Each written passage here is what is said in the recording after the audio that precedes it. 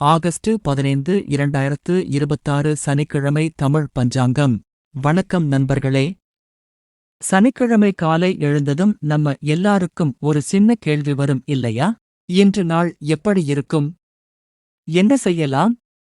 எதை கொஞ்சம் கவனமாக செய்யணும்? வாங்க, இன்று என்னென்ன சிறப்புகள் இருக்கிறது என்று ஆகஸ்ட் 15 2026 சனிக்கிழமை தமிழ் பஞ்சாங்கத்தை ஒன்றாக பார்த்துவிடலாம். முதலில் ஒரு சின்ன கேள்வி. இன்று தமிழ் ஆண்டு மாதம் என்ன தெரியுமா? இன்று தமிழ் பஞ்சாங்கப்படி பராபவ ஆண்டு ஆடி மாதம் 30ஆம் நாள். இன்று வளர்பிறை.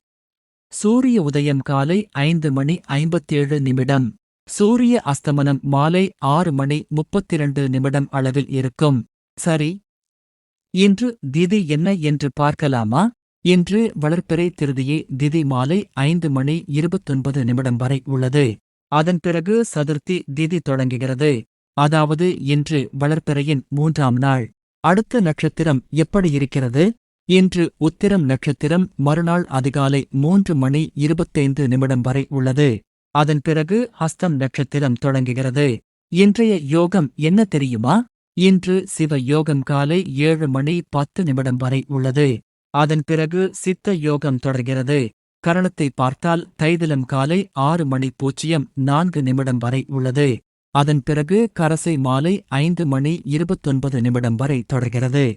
சரி, இப்போது எல்லாரும் எதிர்பார்க்கும் நல்ல நேரத்தை பார்த்துவிடலாமா?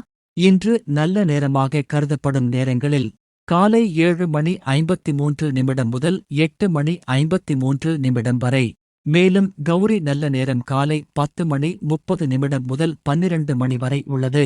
ஒரு சின்ன பாயிண்ட் நண்பர்களே, நல்ல நேரம் இருக்கிறது என்று தெரிந்தவுடன், சரி, நல்ல நேரம் இருக்கே, வேலை கொஞ்சம் நேரம் கழிச்சு ஆரம்பிக்கலாம் என்று சொல்லி அந்த நல்ல நேரத்தையே தள்ளி போடக்கூடாது. நேரம் நல்லதாக இருப்பது ஒரு பக்கம், அதை பயன்படுத்தி செயல்படுவது நம்முடைய முயற்சி. சரி, இப்போது ராகு காலம், யமகண்டம், குளிகை நேரத்தை பார்த்துவிடலாம். ராகு காலம் காலை 9:05 முதல் 10:39 வரை. யமகண்டம் மதியம் 1:48 முதல் 3:22 வரை. குளிகை காலை 5:57 முதல் 7:31 வரை. இன்று சூலம் கிழக்கு திசை. பரிகாரமாக தயிர் குறிப்பிடப்படுகிறது. இன்று சனிக்கிழமை என்பதால் ஆன்மீகமாக என்ன செய்யலாம் தெரியுமா? சனி பகவானை மனதார நினைத்து வழிபடலாம். முடிந்தால் ஏழை எளியவர்களுக்கு உணவு வழங்குவது, உதவி தேவைப்படுபவர்களுக்கு நம்மால் முடிந்த உதவியை செய்வது போன்ற நல்ல செயல்களில் ஈடுபடலாம்.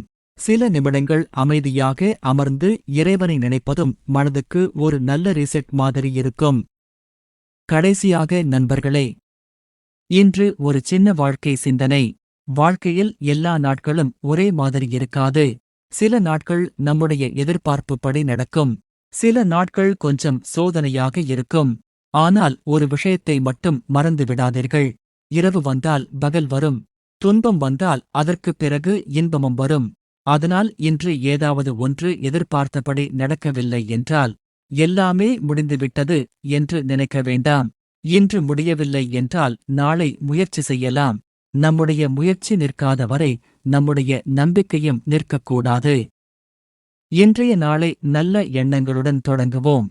இறைவன் அருள் உங்கள் குடும்பத்திலும் உங்கள் வாழ்க்கையிலும் என்றும் நிறைந்திருக்கட்டும். நன்றி நண்பர்களே. மீண்டும் நாளைய தமிழ் பஞ்சாங்கத்தில் சந்திப்போம்.